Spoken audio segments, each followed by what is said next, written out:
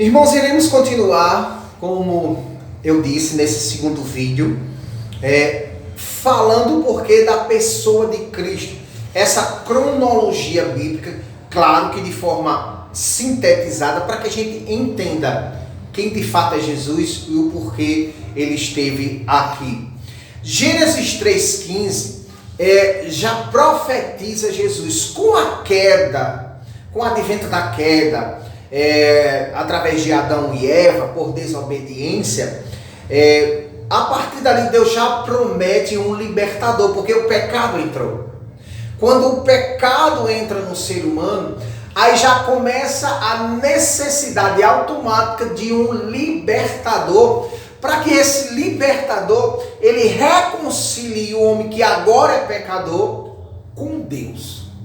Então, a partir de Gênesis 3, é prometido que da semente da mulher nascerá um que ferirá a cabeça da serpente, que é o diabo. Essa já é a profecia, a forma de dizer que há necessidade de um Salvador, porque o pecado e a destruição que esse pecado traz ao ser humano já estava instalada.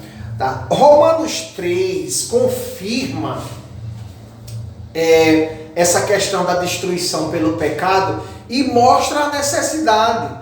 Então, todos os seres humanos, a partir de Adão e Eva, eles estão no mesmo nível. Então, desta forma, vai precisar de alguém perfeito, sem pecado, todo santo, imaculado, cheio de poder. Romanos 3,10 diz que não há um justo sequer.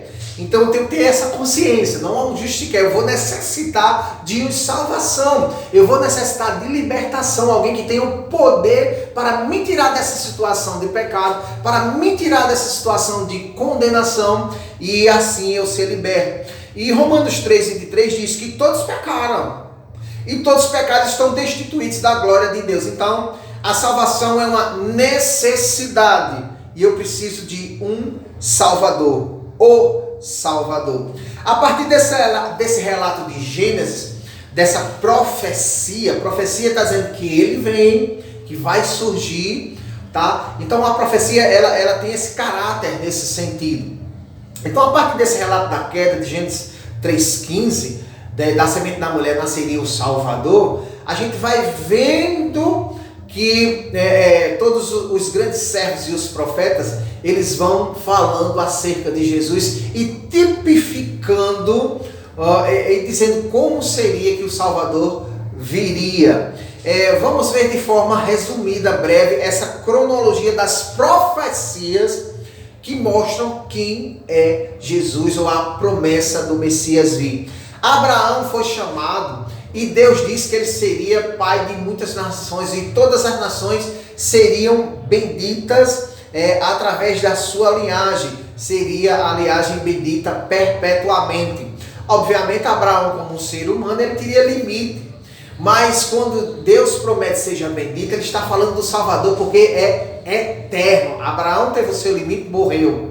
Mas a linhagem dele fica porque Deus decretou desta forma. Em Gênesis 17:19, a aliança perfeita que estaria em Isaac. E em Gênesis 28:14, uma estrela procederá de Jacó. E essa estrela, obviamente, é o Senhor, o Salvador, essa semente, essa estrela. José do Egito, ele tipifica um libertador. No contexto da história toda, do sofrimento, da entrega, das traições, ele é colocado como um governador do Egito, para que ele possa salvar do terror da fome. Então, José do Egito, ele tipifica o modelo do Salvador, tá? Moisés foi chamado por Deus como libertador, também é um tipo de Cristo, que ele foi levantado para tirar da escravidão. Nós necessitamos sair da escravidão do pecado, nós necessitamos sair das consequências do pecado que nos trouxe condenação. Então Moisés, ele tipifica um tipo de Cristo, né? E ele diz, Moisés diz no seu relato, em Deuteronômio 18:15, que se levantará um profeta tá? Se levantará um profeta e este profeta deve ser escutado. Imagine, né, Moisés e Elias na volta de Cristo, eles farão parte justamente com aquele contexto todinho, mas isso será outra história. Então Moisés disse, se levantará um profeta. E este profeta, ele deve ser ouvido. Então ele já aponta a profecia para o Salvador. Quando se fala de Davi, é porque vem de Abraão, Isaac e Jacó, porque Deus decretou assim, Deus já determinou, cumpriu a promessa em Abraão de ser bendita todas as nações. Davi sabia disso, mas Davi, como o maior rei de Israel, ele tipifica o reinado de Cristo e o trono de Cristo perpetuamente. Por isso que o cego de Jericó diz assim, Jesus, filho de Davi, tem misericórdia de mim. Porque os judeus já sabiam, já compreendiam que o Messias e o Salvador viria de Abraão e de Jacó e passaria pelo reinado de Davi de uma forma metafísica, de uma forma cósmica, nesse sentido, para que a gente entenda. Falando do maior rei de Israel, que foi Davi, e obviamente tipificando o rei soberano e eterno, que é Jesus Cristo.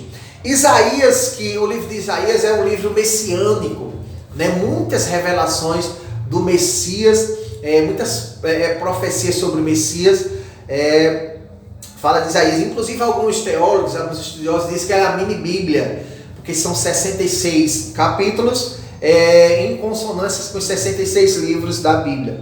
Mas isso é uma questão mais de colocação mesmo. Isaías 7,14 fala que vai vir o Emanuel, uma virgem engravidará e vai vir o Emanuel, Deus conosco.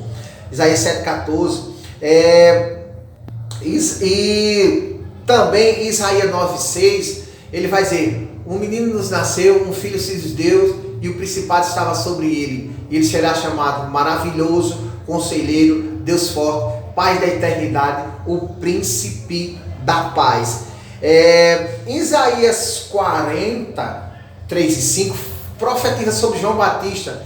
Eis aquele que preparará o caminho do Senhor, né? Então está profetizando João Batista. Isaías 53 fala do sofrimento do Senhor, fala justamente do cordeiro que irá se entregar, que foi mudo para os seus tosqueadores, foi desprezado, né? Mas que com certeza ele será exaltado e a necessidade de buscá-lo. Miqueias 5, 2 e 4, ele diz, e tu, Belém Eufrata, sobre o nascimento de Jesus em Belém. Certo? Quando é profetizado sobre João Batista,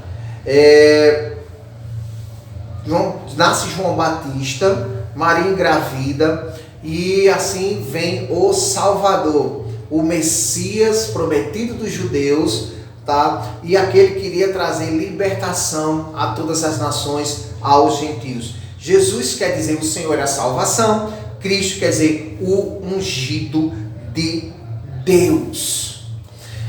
Mas quem é Jesus? Nós só ouvimos falar dele? Ou o conhecemos, ou sabemos quem ele é de fato? Quem é Jesus para mim e para você? Quem é Jesus para a humanidade? Será que Jesus foi apenas um grande mestre? Um grande guru? Será que ele foi um grande filósofo? Um dos maiores intelectuais? Será que ele foi um dos maiores líderes apenas? Ou se foi um grande mestre, um grande educador? O grande sábio? Não. Jesus não foi só isso. Hebreus 1:3 diz que ele é a expressão exata do ser de Deus, a essência do Deus Todo-Poderoso.